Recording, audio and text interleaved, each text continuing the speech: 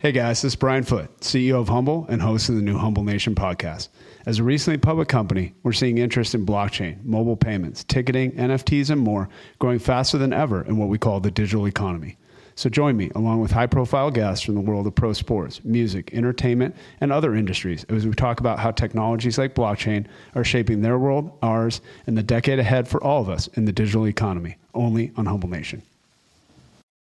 Hey, it's Wilmer Valderrama from Essential Voices with Wilmer Valderrama Podcast. This clip is brought to you by State Farm. At State Farm, we know what it takes to manage money, no matter what the budget.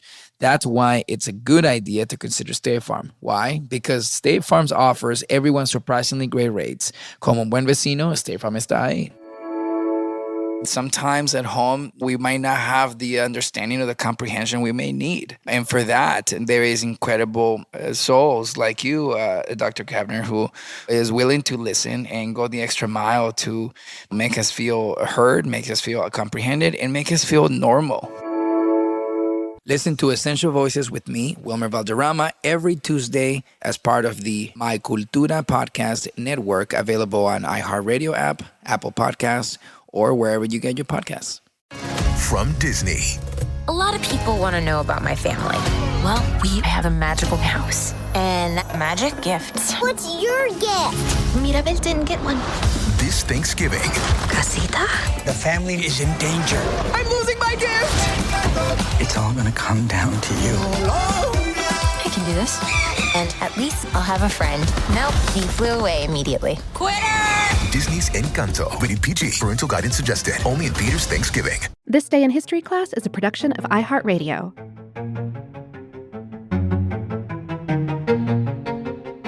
Hello, and welcome to This Day in History class, a show that proves there's more than one way to make history.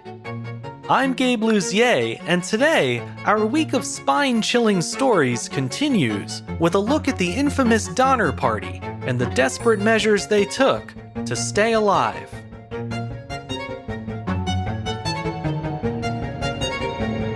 The day was October 28th, 1846.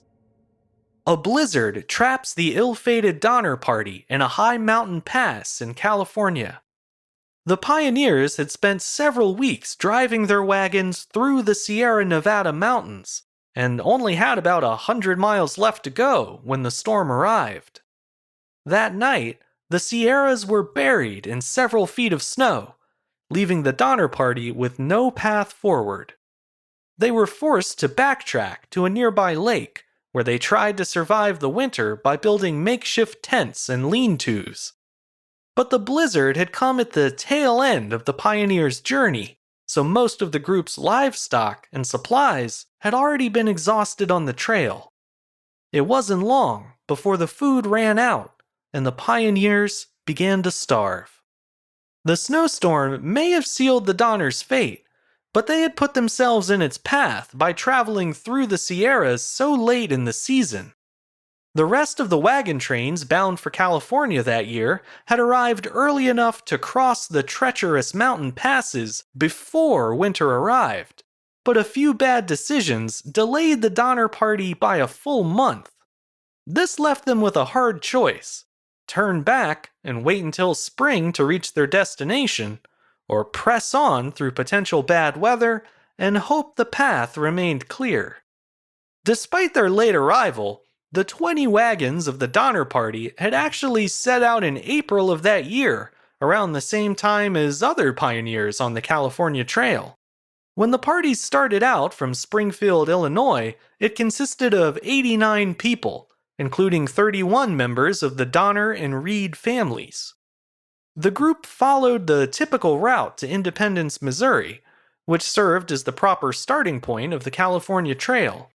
However, for reasons unknown, the Donner Party didn't arrive there until mid-May, putting them well behind the other wagon trains. On May 24th, a member of the group named Edwin Bryant wrote a disturbingly prescient entry in his diary. He commented, quote, "I am beginning to feel alarmed at the tardiness of our movements, and fearful that winter will find us in the snowy mountains of California, or that we shall suffer from the exhaustion of our supply of provisions. I do not fear for myself, but for the women and children of the emigrants. Singular as it may seem, there are many of our present party who have no just conceptions of the extent and labor of the journey before them. The Donner Party reached the trading outpost of Fort Bridger, Wyoming on July 27th. From there, most pioneers bound for California traveled north through Idaho and then turned south to cross through Nevada. However, in a bid to make up for lost time, the Donners decided to skip the usual route in favor of a newly blazed shortcut. The idea, and the route, came from none other than the man who had blazed it himself, an unscrupulous guidebook author named Lansford Hastings. He sold the Donner Party on taking his supposedly shorter, quicker path through the Wasatch Mountains and across the Salt Lake Desert. The only problem was the shortcut was completely untested. No wagon train had ever taken the so-called Hastings Cutoff. Despite the apparent danger, the members of the Donner Party decided to try their luck on Hastings' shortcut. And as you can probably guess, this proved to be the wrong choice. Instead of saving them time, the untamed trail added an extra 18 days to their journey. By the time they finally reached the Sierra Nevada mountains, it was early October, and the other wagon trains were long gone. The group decided to press on despite the lateness of the season, and they actually made good progress over the next few weeks.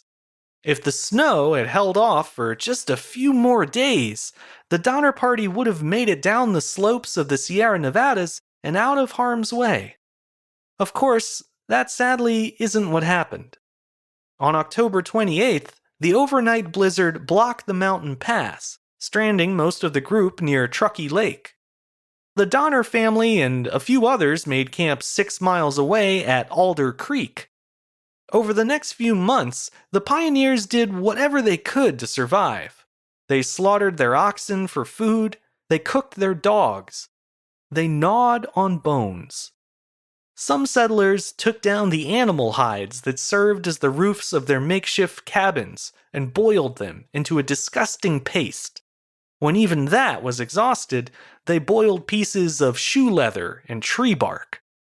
Finally, on December 16th, 15 of the strongest members of the Donner Party set out west on makeshift snowshoes in search of help. The hikers wandered through the frozen wasteland for the next 3 weeks. Along the way, they discussed the increasingly likely prospect of cannibalism. They talked about drawing straws to determine who would make the ultimate sacrifice. Another idea was to have 2 men fight to the death for the right to eat the other. In the end, neither option was necessary, as several members of the expedition soon died naturally, either by freezing or starving to death. The survivors roasted and consumed their bodies. This gruesome act was not done in vain. 7 of the original 15 hikers eventually made it to civilization, where they were able to organize a rescue party for the rest. Today, their desperate expedition is known as the Forlorn Hope, a term for soldiers who embark on a dangerous mission that will almost surely get them killed. Unfortunately, because the winter weather made the mountains so dangerous, the first rescuers didn't reach the survivors at Truckee Lake until February 19th, 1847. When they finally made it to the snowbound camp, the rescuers fed the starving settlers and replenished their supplies as best they could. Then, they evacuated as many people as they could safely bring back with them at once. Over the next month and a half, 3 more rescue parties would return for the other survivors.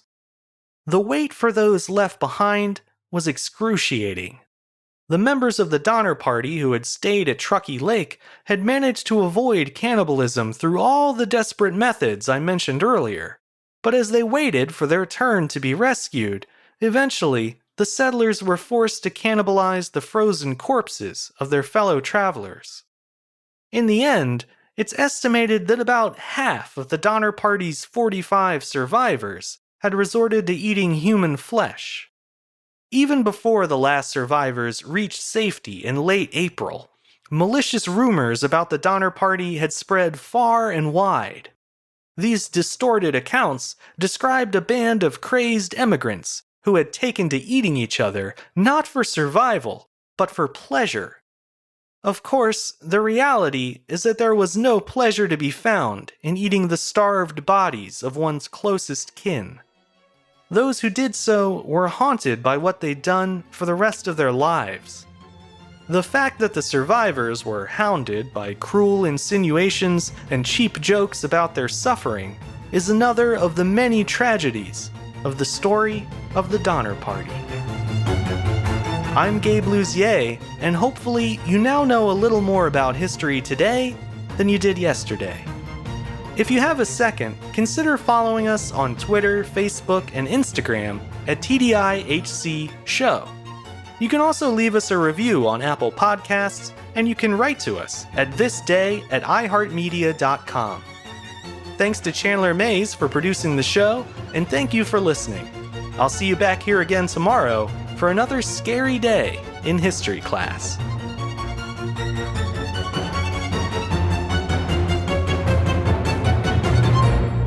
For more podcasts from iHeartRadio, visit the iHeartRadio app, Apple Podcasts, or wherever you listen to your favorite shows. Ford is committed to building an ever-evolving lineup of powertrains to meet your needs now and into the future. Check out our lineup of EVs and hybrid rides, featuring revolutionary models in tech, like the 2021 Mustang Mach-E SUV, the 2022 F-150 Lightning Truck, available starting spring 2022, and the 2022 Maverick, available starting fall 2021. Our options include hybrid, all-electric, and plug-in hybrids. Other features include Ford Copilot 360 assistance and advanced technology to keep you connected. Head over to Ford.com to learn more and choose what best powers you forward. Built Ford proud. Courage. I learned it from my adoptive mom. Hold my hand. You hold my hand. Learn about adopting a teen from foster care at adoptuskids.org. You can't imagine the reward. Brought to you by Adopt US Kids, the U.S. Department of Health and Human Services, and the Ad Council. How do airplanes fly? What's in this box? What does this thing do? Kids are curious about everything, including guns. Learn how to store your gun securely and make your home safer at endfamilyfire.org. Brought to you by End Family Fire, Brady, and the Ad Council.